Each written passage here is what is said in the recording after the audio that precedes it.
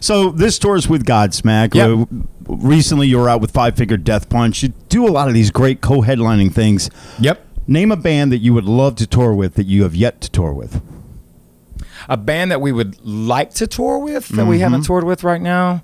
That's so difficult because if I say one, then, you know, I've got friends in other bands where they're like, what about us? I'm damned if I do. I'm damned if I don't. You know what? I will tell you this. We actually last year got an opportunity of a lifetime, and that was Iron Maiden. We did 44 shows with them. And it was interesting because this, in 2018, this June, when we were in Europe doing the festivals, and we did Download in the UK. It was the only UK show. They were on a bunch of those dates with us, along with a bunch of other bands because they were all festivals. And like some of those, we were like the third band of the day, and there's like 11 bands on the stage. But it didn't matter because we're so tight with their crew now that they would make all the other bands wait.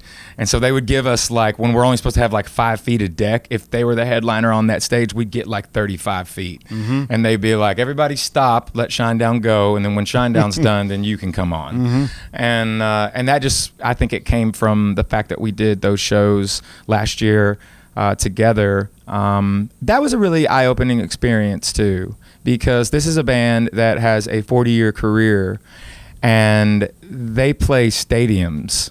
And, you know, for them, an intimate setting is an 18,000-seat arena. That's like a club. You know what I mean? They, you know, so we actually learned a lot from them during that time. But I'll be honest, like, there's a lot of new bands that are out right now that were really...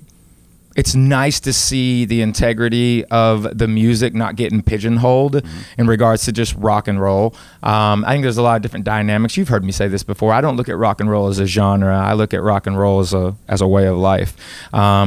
You know, but we just had Like a Storm out here with us on the first part of the first leg, and they were fantastic. We got Red Sun Rising, which I gotta say, I didn't know a lot about Red Sun Rising. I kind of went down a rabbit hole on YouTube with them about 2 days before they joined the tour, and I was highly impressed, to be honest with you. Yeah. They kind of, I mean, no disservice whatsoever, but like I know they are who they are, but it really kind of reminded me of, like, they had a bit of a mixture of Fleetwood Mac and like early Foo Fighters.